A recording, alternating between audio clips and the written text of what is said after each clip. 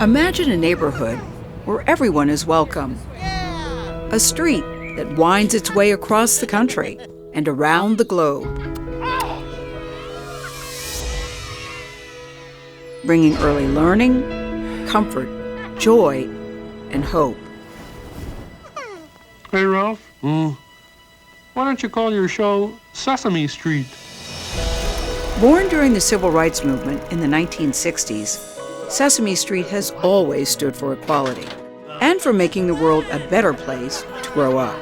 My face is different. My face is different. My hair is different. My hair is different. But I am. But I am. Somebody. Somebody. Give yourself a big hand.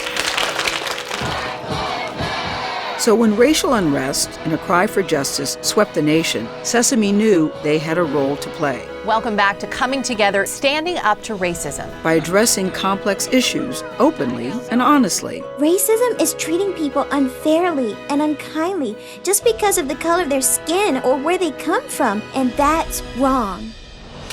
Beloved characters can help children understand. Elmo wants to know why Russ's skin is brown. Oh, I know why, Elmo. My mom and dad told me. It's because of melanin. They can encourage children to celebrate their unique identities and each other. It doesn't matter what you look like, the color of your skin, the language that you speak, or if you are a person, a monster, a big bird, or a snuffleupagus, all of us need to help and care for each other. And as families look for ways to empower their children, Elmo wants to be an upstander to racism. Sesame can help them change the world. You plus me makes the power of we.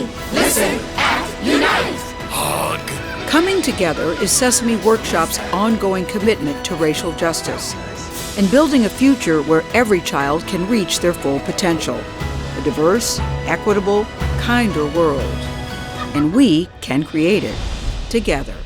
Look, Elmo, this leaf looks just like us. Two colors, side by side. It's beautiful. Beautiful together.